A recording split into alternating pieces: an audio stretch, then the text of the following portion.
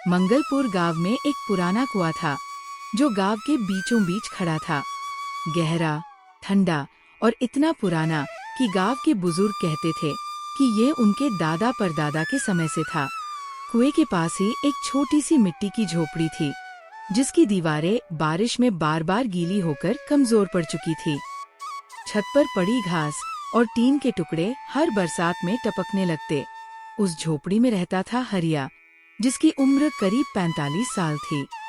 उसके चेहरे पर मेहनत और समय की लकीरें साफ दिखती थीं, मगर उसकी आंखों में अब भी एक अनकही उम्मीद की चमक थी। हरिया की पत्नी सावित्री ज्यादातर समय बीमार रहती थी। उसकी खांसी रातों को और तेज हो जाती थी। उनका बेटा छोटू, जो केवल 9 साल का था, अपने पिता की तरह ही सपने देखता था। एक पक्का घर जहां उसकी माँ को बारिश की बूंदों से डर न लगे और पिता के चेहरे पर हमेशा मुस्कान रहे। एक रात जब बारिश रुकने का नाम नहीं ले रही थी, ठंडी हवाएं झोपड़ी के भीतर तक घुस रही थी। सावित्री खांस रही थी और हरिया का दिल टूट रहा था। उसने मन ही मन कहा, हे भगवान, अगर इस कुएं के किनारे मुझे भी एक पक्का घर मिल जाए तो मैं अपने परिवार के साथ चैन से जी सकूं। हर बरसात में ये झोपड़ी टपकती है और मेरी सावित्री की सांसें और कमजोर होती जाती है। उसने दीवार पर टंगे पुराने थैले को देखा जिसमें कुछ सिक्के और 2-4 रुपए बचे थे। महीने भर की मेहनत का आखिरी हिस्सा। हरिया के पास न खेत था न जमीन। सब कुछ बरसों पहले सावित्री की बीमारी के इलाज में बिक चुका था। अब बस यही कुआं किनारे की सरकारी जमीन थी जहां उसने अपनी झोपड़ी बनाई थी।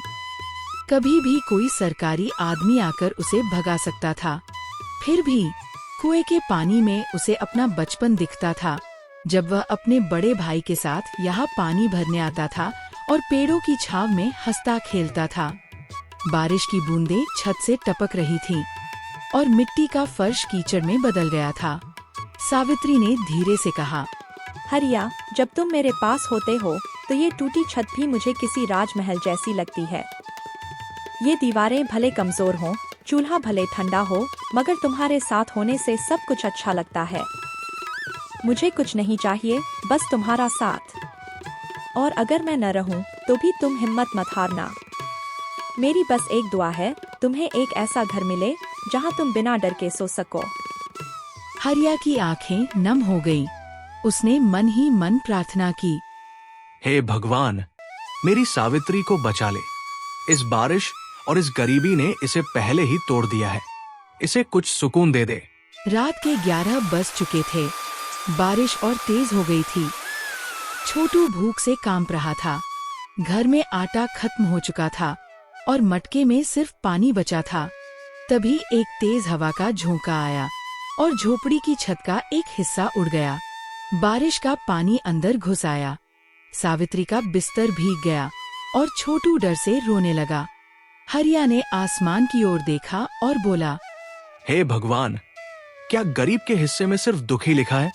अगर मैं इस धरती पर बोझ हूँ तो मुझे उठा ले, मगर मेरी सावित्री और छोटू का ख्याल रख। हरिया ने सावित्री को सहारा दिया और पास के पक्के घर की ओर चल पड़ा। वहाँ रहता था गांव का साहूकार रामलाल। हरिया ने कांपती आवाज में कहा, रामलाल जी, मेरी झोपड़ी की छत उड़ गई है। सावित्री बीमार है और बारिश रुक नहीं रही। बस एक रात के लिए जगह दे दीजिए, मैं सुबह चला जाऊंगा। रामलाल ने नाक सिकोड़ते हुए कहा, हरिया, तरस तो आता है, मगर मेरे घर में जगह नहीं है और वैसे भी मेरी इज्जत का सवाल है। अगर मैं तुझे जगह दूं तो लोग क्या कहेंगे कि रामलाल अब गरीबों की संगत करने लगा। तू बाहर किसी पेड़ के नीचे रात काट ले, बारिश रुक जाएगी। हरिया चुपचाप लौट आया। सारी रात वह, सावित्री और छोटू भीगते रहे। सुबह हल्की धूप निकली तो हरिया ने टूटी छत को ठीक करने की कोशिश की।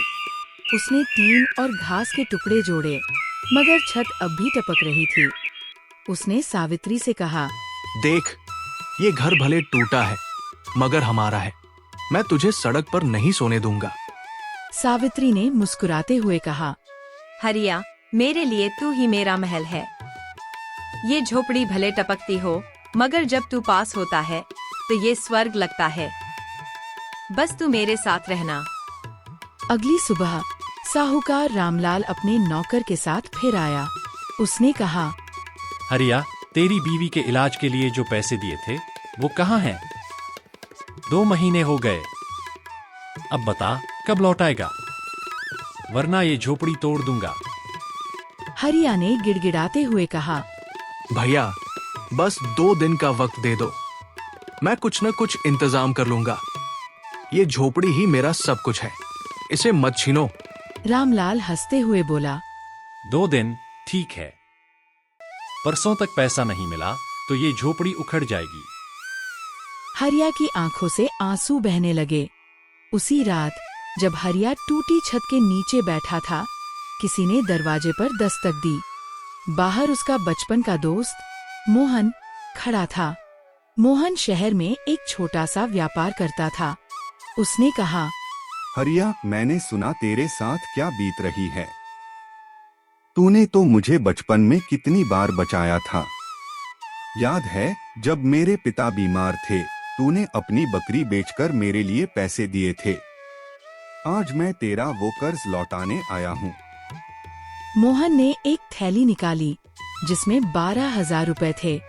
ये ले, साहूकार का कर्ज चुका दे और सावित्री का इलाज करा।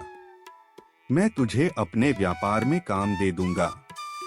तू मेरे साथ चल, कुछ महीने काम कर और फिर देख, तेरा पक्का घर बनेगा। हरिया की आंखें भर आईं। उसने कहा, मोहन, तूने मेरी दुनिया बचा ली। मैंने तो कभी नहीं सोचा था कि तू इतने साल बाद भी मुझे याद रखेगा।